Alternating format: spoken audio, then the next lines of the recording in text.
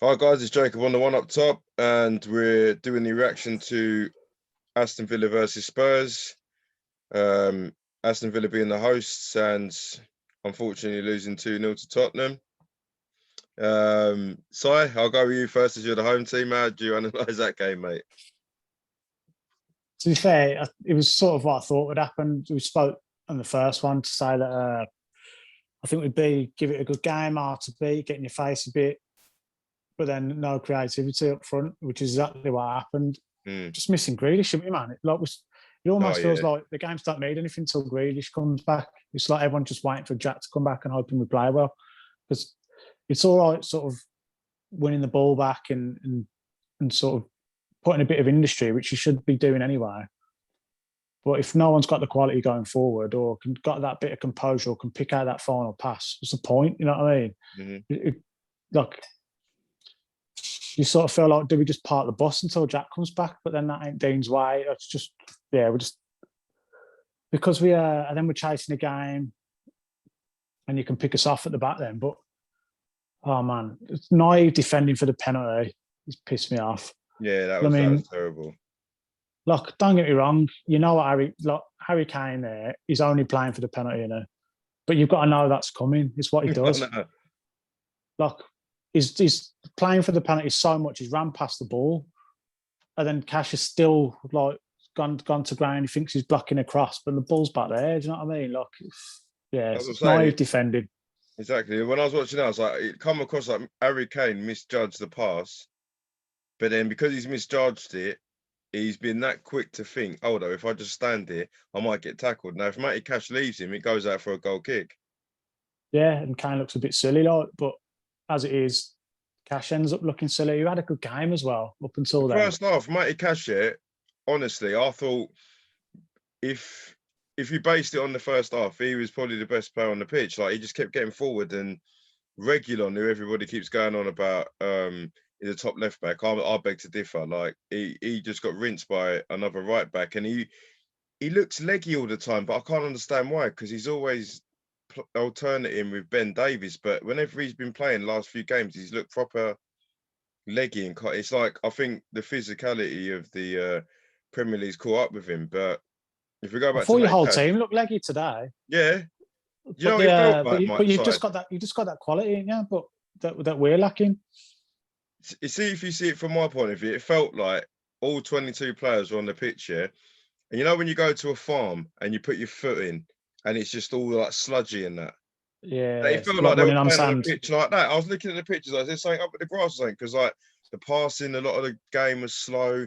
It felt like when players were controlling it, it was bobbling around. But like you said, it's not the fact that Villa actually played that bad. It's just we just had better players that turned up in the right moments. Like Lucas Moura had a brilliant game, and he's the most unselfish player in the team. He, if he's on the bench, he don't moan. If he starts, he puts his all in, and he had a good game today. Harry Kane's, he's had a good game, but that was probably one of his crap ones. That's how good his season was. And Vinicius scored.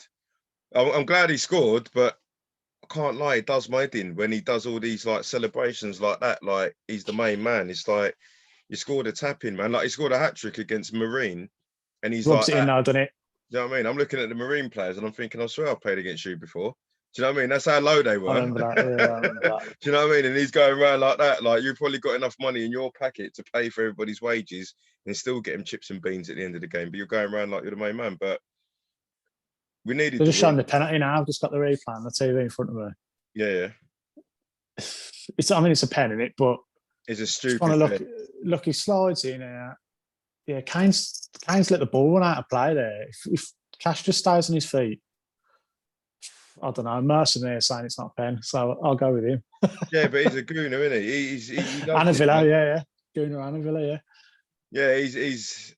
But at the same time, it's weird because it weren't a penalty if it weren't for Matty Cash. Because Matty Cash, if he just stood there and wondered what Harry Kane was doing, Harry Kane would have had to take a touch to keep the ball in play, and then he probably would have to play it back to a left back or something. But you've just took him out, and I think it's a gift, isn't it? It's a gift. Yeah. If we're 1-0 up, Spurs over the course of the season, quite a lot of the games we took the lead, but it just gets to the point where we just sit back. And if your We've got team this playing thing. Tottenham and you're 1-0 Yeah, up, you go on. it's like a combo of that, because your team, when you go 1-0 up, you're sound. And when we go a goal down, we're shit. So when we've gone behind, we don't win. I don't think we've won all season from going behind first. And then vice versa. I think we've only lost one game where we took the lead. So it's like, as soon as we didn't go in at half time with anything, I thought, oh, that's it now, we're going to lose. Because I thought it's happened so many times this season where we played well first half and got nothing for it. And you just think, oh man, we've got so much of the ball there and haven't troubled their keeper. And you just think, well, the second half, they're going to come out and like hit us. Like we've wasted our chance there where Spurs sort of hadn't turned up yet or was still warming up. And we haven't punished them. And then the second half, they're going to go, right, okay, bloody hell, we need to step our game up and come at us. And that's what happens. It's happened so many times this season. It's just really frustrating to watch. And I did watch.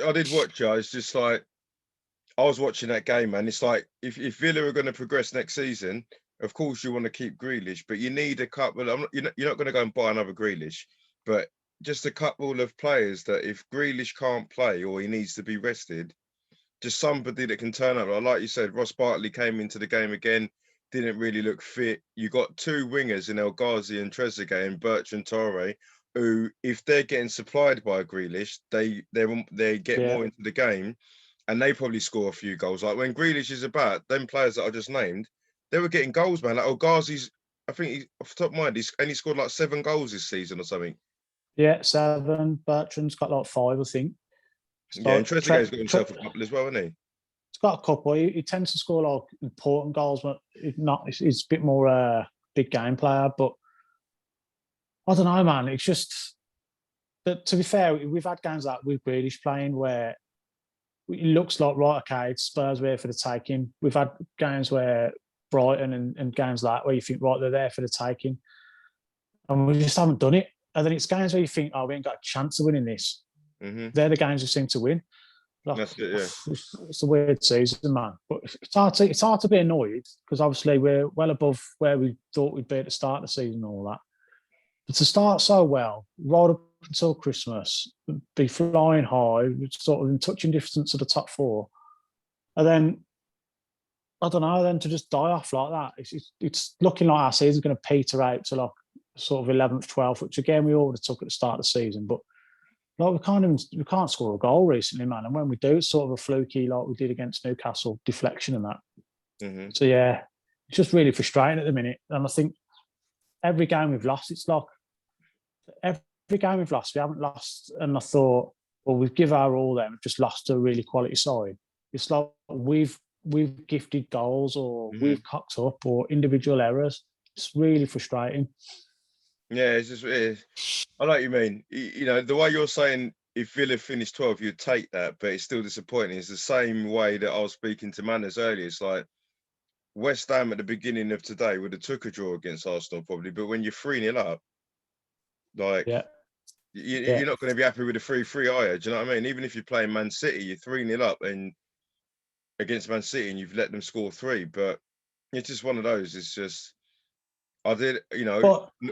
But at the end of the day, we haven't got the attacking quality that Spurs have got. So we haven't got a Harry Kane. As good as Ollie Watkins is, he's not Harry Kane. That Lucas Moura's like he's been there, done it, and do you know what I mean? He's like the experience that he's got. He's a class player. Like you've just got it in. You've just got that quality, even when you're playing bad.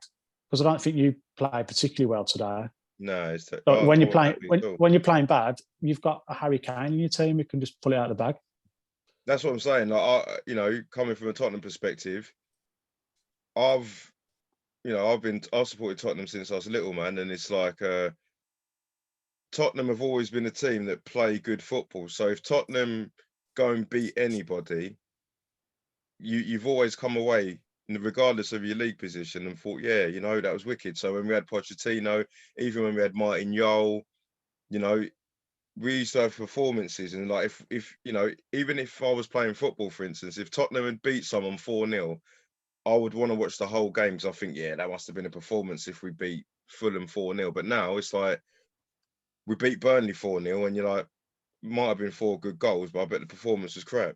Do you know what I mean? So, but you got to take the results. You know, we need to, regardless of what manager we've got and what players we've got, we need to get top 4, because the most important thing for me is, a Spurs fan, forget Mourinho, we need to keep Harry Kane, and hopefully someone uses their head and realizes that if we don't sort out our team and what we're trying to achieve now, Harry Kane probably going to go at the end of the season. So Yeah, the commentators are saying something similar, aren't they? Sort of going, they've got to start winning to keep Harry Kane. It's like Harry Kane can play in any team in the world, can't he? So he can pick. yeah, exactly. It's not that old. It's like, it's loyalty over trophies, isn't it? What you pick, and there's no shame in picking either. Like Totti said it to me, sort of like, I could have gone to any team, won a lot, but I chose to stay with Roma, and anything he achieved at Roma meant way more than he did achieve if he would have achieved it anywhere else. And Harry Kane might think like that. Jack Grealish might think like that. Yeah, Stevie G was like that, wasn't he? Do you know what I mean? He could have easily gone Chelsea and won what he wanted, but he knows that 1 cup at Liverpool meant more to him than 4 at Chelsea. So I agree with what you're saying. But yeah, so Villa next, you've got Fulham at home.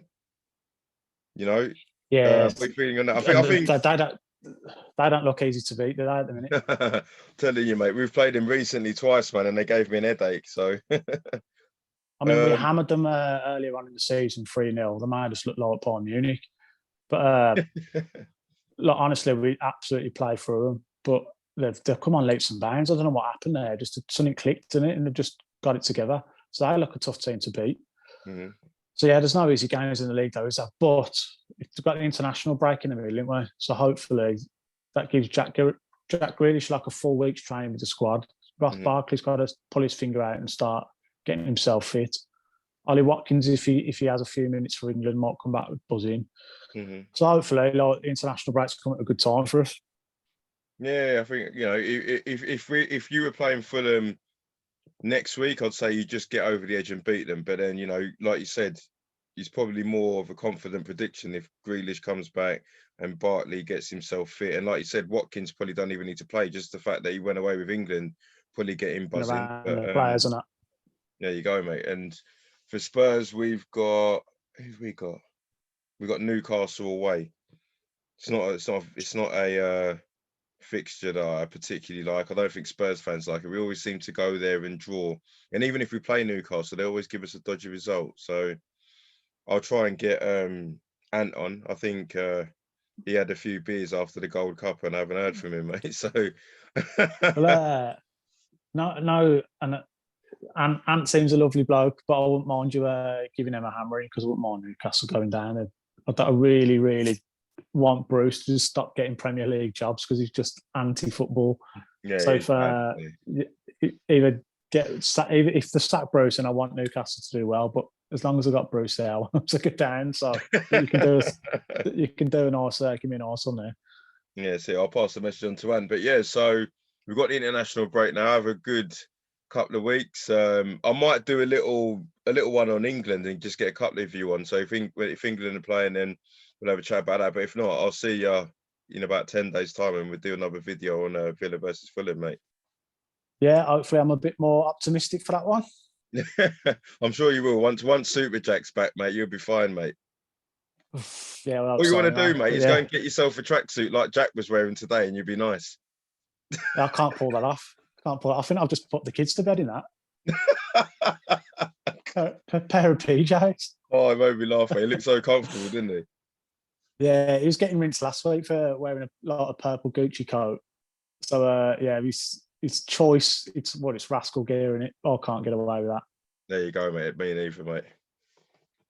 But yeah, so good to speak to you, man, and have a good couple of weeks off, and I'll speak to you soon. Hopefully, if you know, if we're watching the England game, and I'll chat to you, then we'll surprise everybody with a little video. Yeah, happy to jump on, mate. All good. All good, man. Take care of yourself, man. Love to the family and that, man. Yeah, man. And you. Speak to you soon. See you in a bit, Si. In a bit. Bye.